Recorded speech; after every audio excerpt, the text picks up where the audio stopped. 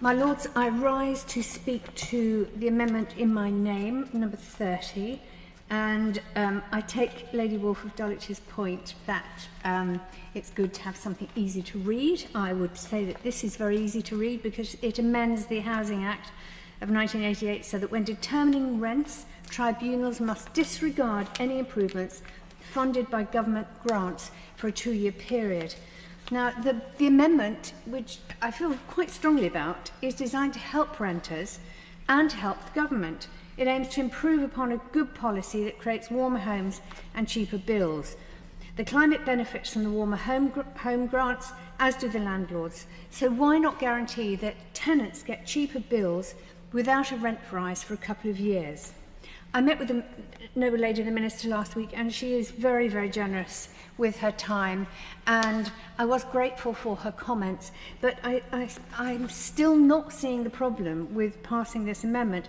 There are complexities, and the tribunals would have to sort out any details if the property owner added some of their own money, along with the taxpayer money, but tribunals make far more difficult calculations every week. Now, I've also heard from several people privately just how difficult it is with tribunals, but I do think that that is the sort of thing that must be fixed. They really can't be allowed to wallow and not be the tribunals that they need to be. The important thing for me in this amendment is that taxpayer-funded improvements are not used as an excuse to raise rents, and we need the force of law backing this up.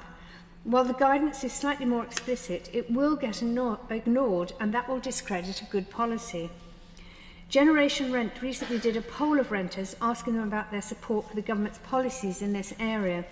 Net support increased from plus 14% to plus 55% when renters were presented with a scenario where the government would protect them from rent increases.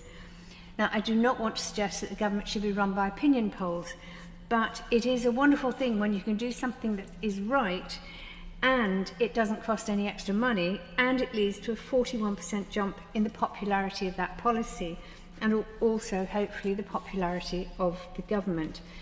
I would have hoped the government would put this forward as their own idea in some form or another. I have been told privately it's not nuanced enough, and that is possibly a fault of my nature. But I do think it is a good amendment, and I would hope that the government treats it with due attention.